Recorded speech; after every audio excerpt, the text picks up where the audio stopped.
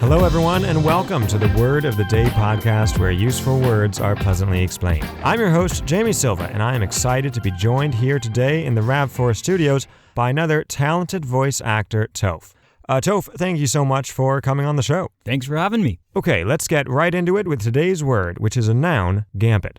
In my mind, this means a strategy, or perhaps one's approach to solving a problem or gaining a victory. Toph, what does the online definition say? It goes like this, quote, a device, action, or opening remark, typically one entailing a degree of risk that is calculated to gain an advantage, end quote. One way to remember what it means is that the word gambit is frequently used in chess settings. In fact, there's a whole separate definition of it that goes, quote, an opening move in which a minor piece, usually a pawn, is sacrificed to gain a better position. For those not familiar with chess, this refers to a situation where you move a minor piece to a spot you know your opponent will take it, but you don't mind.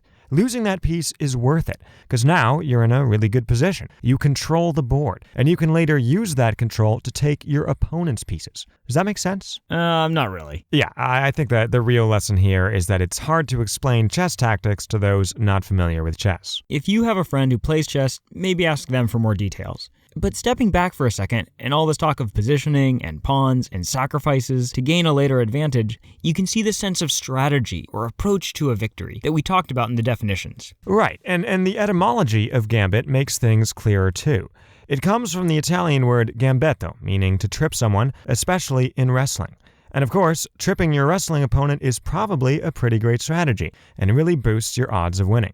Now, when this word initially made its way into English, it meant an opening move intended to gain an advantage. Notice that chess isn't mentioned here explicitly, or even the idea of sacrifice, even though gambit still was primarily chess jargon. Even so, the opening move or initial approach angle stuck around, along with the sense that you've got this goal or objective, and your gambit improves your odds of achieving it. Nowadays, even the opening move sense has receded a bit. Like, it's still there, and you aren't wrong to use gambit in that way, but it isn't close to mandatory.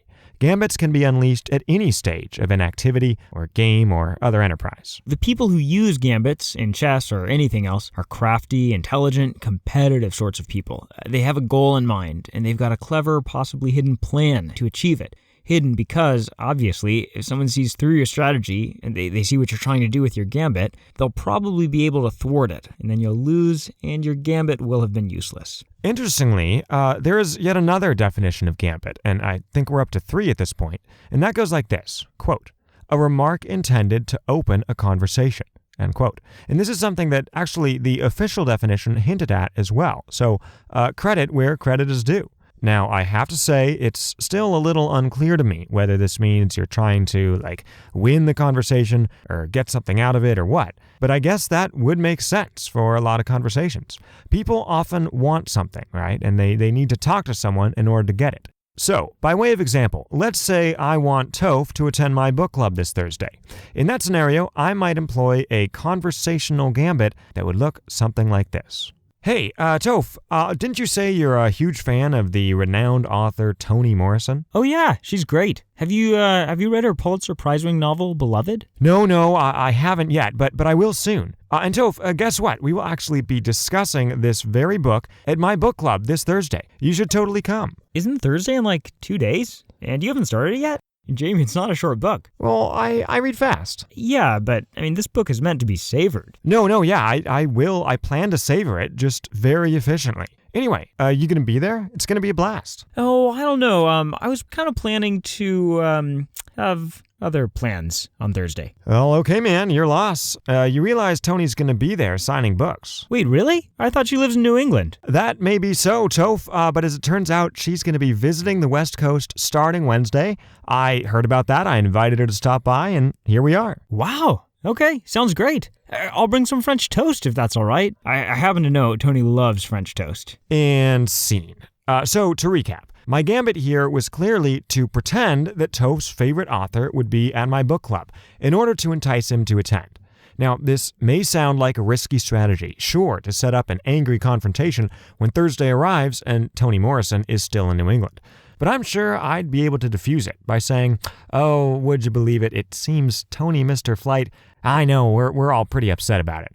But as long as you're here, Toph, look, we've got some wine and cheese laid out and also some syrup for your French toast. So why don't you have a seat and tell us what you thought of the epilogue?" This also goes to show that conversational gambits can be a little manipulative. Like, if you go into a conversation with a hidden objective, odds are you're not being totally honest with the person you're talking to. But this kind of dishonesty is also just part and parcel of being polite and friendly.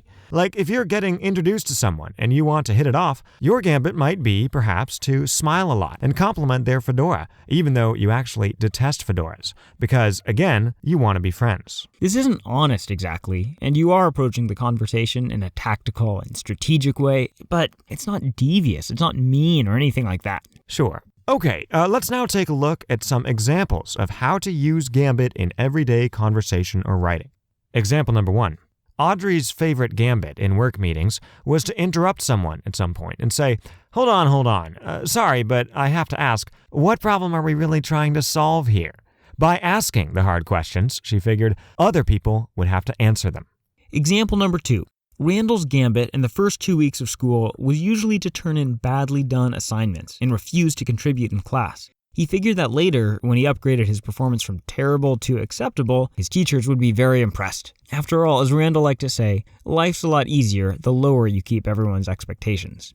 Example number 3 comes from the novel Chrome Yellow by Aldous Huxley. Quote, "What have you been doing all this time?" Mrs. Wimbush asked.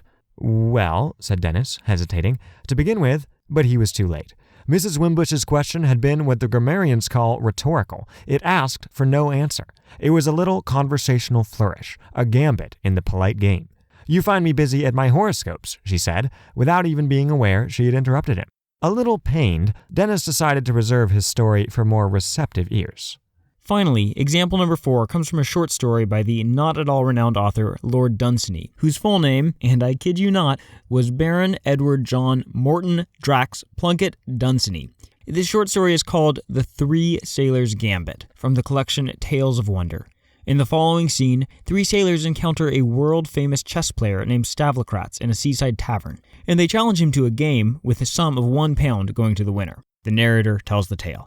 Quote, "I had never seen Stavlocrats before, but I had studied nearly every one of his games in the World Championships for the last 3 or 4 years. Only young chess players can appreciate my delight at seeing him play firsthand." Well, as the sailors were playing against him, they would lower their heads almost as low as the table and mutter together before every move.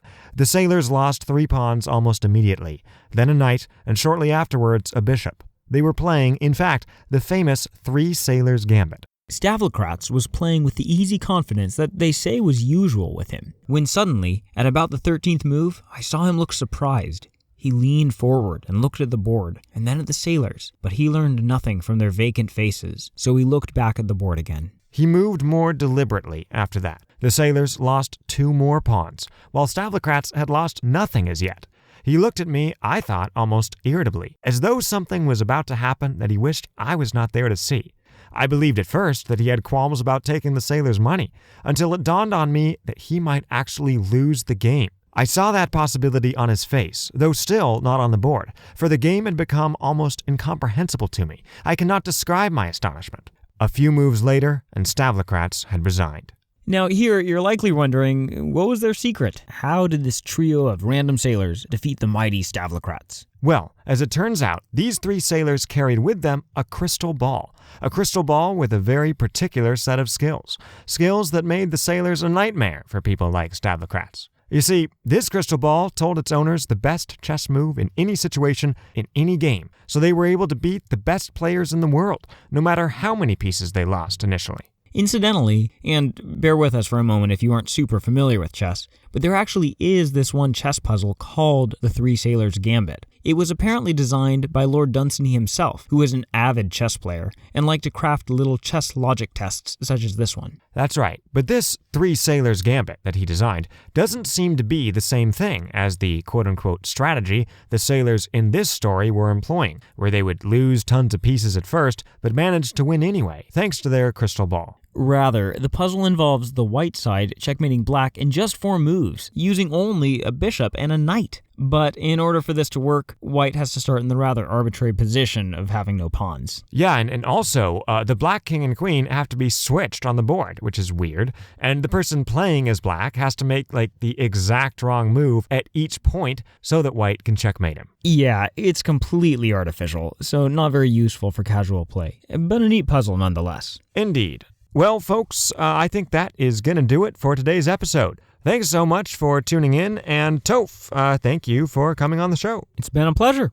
Now, as many of you likely know, my usual gambit at this time in the show is to incorporate the word of the day into an exhortation to you, the listener, to like the show on Facebook or review it on iTunes, something like that. And I guess mission accomplished. So, ladies and gentlemen, this is your host, Jamie Silva, saying so long from the RAV4 studios. This has been the Word of the Day podcast. We hope you enjoyed it, and we'll see you next time.